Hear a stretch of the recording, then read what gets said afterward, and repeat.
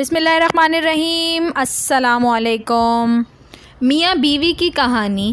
آج کھانا تم بناؤ گی۔ جس نے پانی کا گلاس اٹھ کے کبھی نہیں پیا تھا اسے میری ماں نے حکم دیا۔ وہ اٹھی، جیسے تیسے کر کے 3-4 گھنٹے لگائے اور کھانا بنایا، مگر نمک مرچ اس ٹیسٹ کے مطابق نہیں تھے جسے پرفیکٹ کہا جاتا ہے۔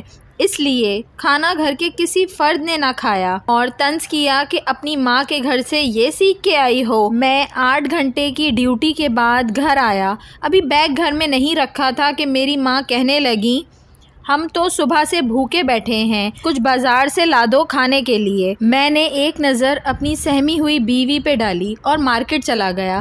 کھانا لے کر آیا تو سب کھانے لگے۔ میں نے اپنی بیگم کا بازو پکڑا اور کچن میں لے گیا۔ کیا پکایا ہے آج؟ اس نے آنسو آنکھوں میں ہی کہیں روکے ہوئے تھے، میری بات سن کر مسکرا دی۔ باقی سب کی طرح تم بازار والا کھانا نہیں کھاؤ گے؟ نہیں، مجھے تو اپنی بیٹر ہاف کے ہاتھ کا کھانا کھانا پسند ہے۔ اس نے کچن میں میرے لیے کھانا لگا دیا۔ جب میں نے چکھا تو اتنا بھی بس ذائقہ نہیں تھا کہ کھایا نہ جاتا، مگر اسے اتنا مارجن ہی نہیں دیا گیا کہ وہ اپنی غلطی ٹھیک کر لیتی۔ قصور میری بیوی کا بھی نہیں تھا کہ وہ ماسٹرز کر رہی تھی اور شادی ہو گئی، اسے تعلیم نے گھرداری کی فرصت ہی نہیں دی، اور قصور میری ماں کا بھی نہیں تھا جس نے ہاؤس وائف بن کے ساری زندگی اپنے بچوں کے لیے اچھا کھانا بنایا تھا۔ پھر وہ عورت بہو کے ہاتھ کا بنا بد مزہ کھانا کیسے کھا سکتی تھی؟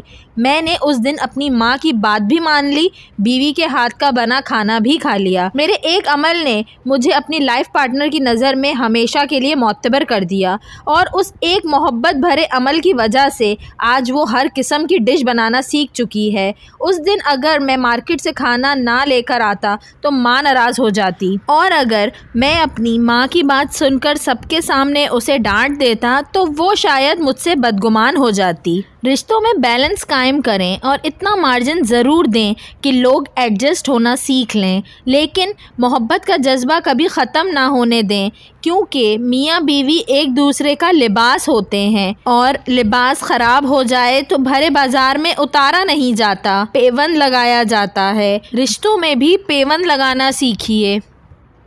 ویڈیو پسند آئی ہو تو اس کو ضرور لائک کریے گا، اور ایسی مزید اچھی ویڈیوز دیکھنے کے لیے میرے چینل اردو کہانی گھر کو سبسکرائب کر لیجئے۔ Thanks for watching. اللہ حافظ۔